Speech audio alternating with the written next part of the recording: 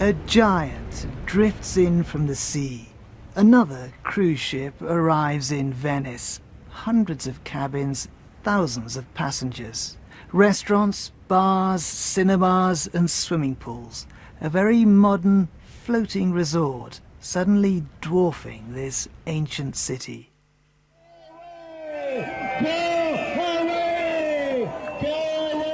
Some in Venice bitterly resent the coming of the big ships, and they protested earlier this year. They worry about pollution and about the possible impact of the waves created by the liners. And for some, the ships are symbolic of a tourism industry that is overwhelming Venice. I can't stand the cruise ship business. It's the most evident demonstration of the vulgar exploitation of my city.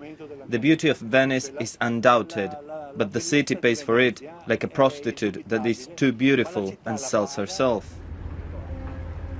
But the cruise industry says pollution from the ships is within European guidelines, and it says the slow-moving vessels do no harm to the city's medieval buildings. Of course, we inspected also and made surveys, very serious surveys, concerning the water flow produced by the ships up to 330 meters, which come into the port of Venice.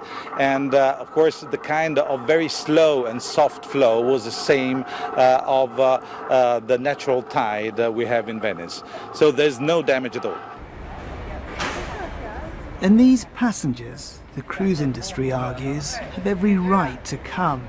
Venice, it would say, is for all the world to enjoy, and the tourists bring the city huge amounts of money. It's reckoned that around 60,000 visitors come every day by sea, road and rail. Far too many, say those fighting to preserve the charms of old Venice. This row feeds into a much wider debate. There are those who argue that Venice simply must seize its economic opportunities if it's to thrive. But there are others who constantly fear that this beautiful place is selling its soul. And while this great debate goes on, Venice continues to receive its vast tide of tourists. Alan Johnston, BBC News, Venice.